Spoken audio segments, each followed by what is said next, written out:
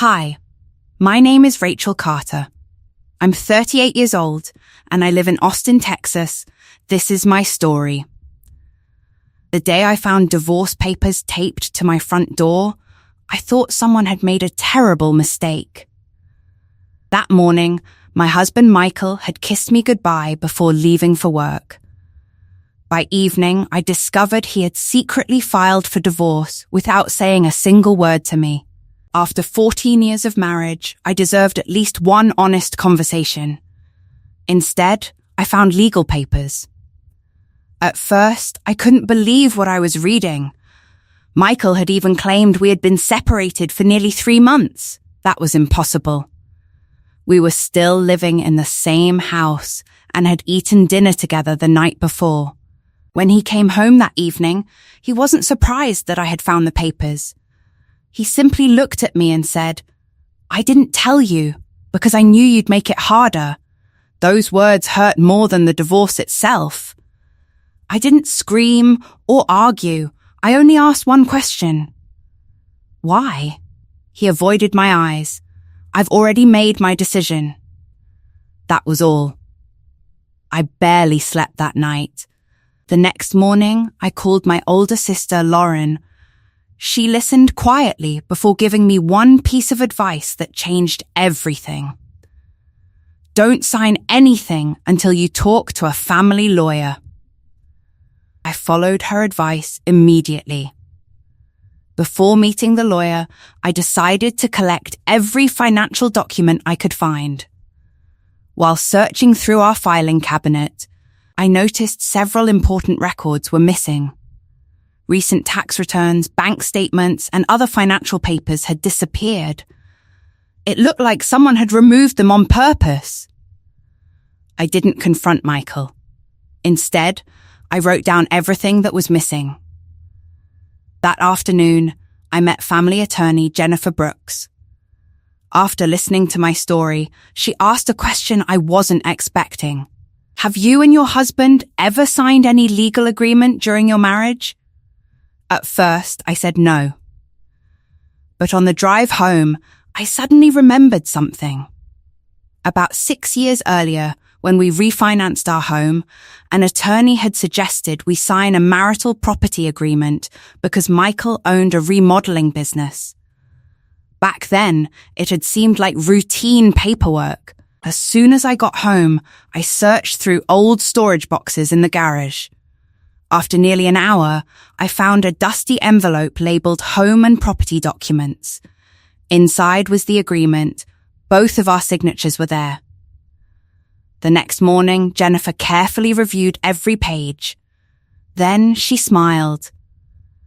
This document is important. She explained that neither of us could hide, transfer, or sell major marital assets without informing the other. It also required complete financial disclosure if our marriage ever ended. The agreement couldn't stop the divorce, but it could protect my rights. For the first time since receiving the divorce papers, I felt hopeful. Before I left, Jennifer reminded me, don't focus on revenge. Focus on protecting your future. That advice stayed with me. When I returned home, Michael was sitting at the kitchen table. He looked confident. "I hope you're not wasting money fighting this," he said. "I hired a lawyer," I replied calmly. He shrugged. Then I added, "I also found the agreement we signed when we refinanced the house." His expression changed immediately. The confidence disappeared from his face. Without saying another word, I walked upstairs. For the first time, I realized Michael had never expected me to know my legal rights. Over the next few weeks, Jennifer requested complete financial records from both of us. When Michael's documents arrived, she noticed something strange. Several business deposits were missing. Even more concerning, an investment account that Michael and I had opened years earlier was nowhere in the records. That account contained money from the sale of our first rental property, savings we had planned to use for retirement. Jennifer requested additional financial records. A few weeks later, she called me back to her office. "The missing investment account still exists," she said. I stared at her in shock. It wasn't closed. It was transferred into an account under Michael's name just weeks before he filed for divorce. Then, she placed the marital property agreement beside the bank records. Michael had signed an agreement requiring him to disclose transfers like this. Instead, he had hidden them. Jennifer remained calm. "This doesn't decide the entire case," she said, "but it gives the court an important reason to look much more closely." A few days later, our attorneys met before the hearing. When Jennifer presented the missing investment account and the signed agreement, the entire conversation changed. Michael suddenly realized he would have to explain everything. As the court date approached, I wasn't looking for revenge anymore. I simply wanted the truth. And for the first time since this nightmare began, I knew the truth was finally on my side.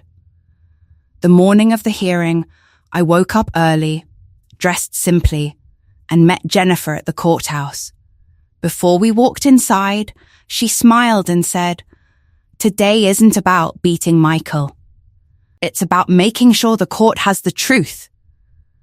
I nodded. "That's all I want." Inside the courtroom, Michael sat quietly beside his attorney. The confidence he once had was gone. When our case was called, Jennifer calmly presented the financial records along with the marital property agreement we had signed years earlier. The judge carefully reviewed every document before looking at Michael. "Mr. Carter," she asked, "were you aware of this agreement when you filed for divorce?" "Yes, Your Honor," he answered.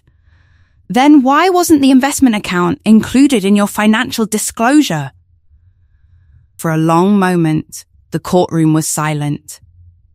Finally, Michael admitted, "I didn't think it mattered." The judge looked at him firmly. "It matters." She explained that both spouses must fully disclose all marital assets before a fair property division could be made. Jennifer didn't argue or interrupt. She simply let the documents speak for themselves.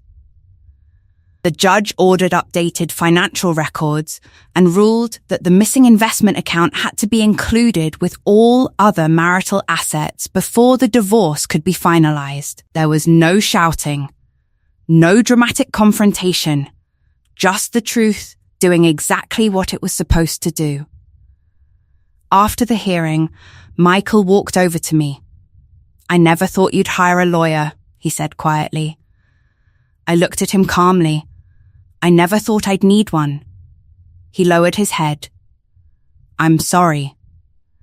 Months earlier, those words would have meant everything.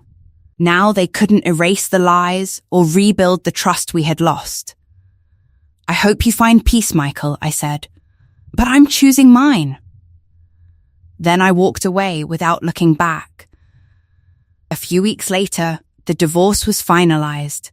The hidden investment account was included in the settlement, and our assets were divided fairly according to the law.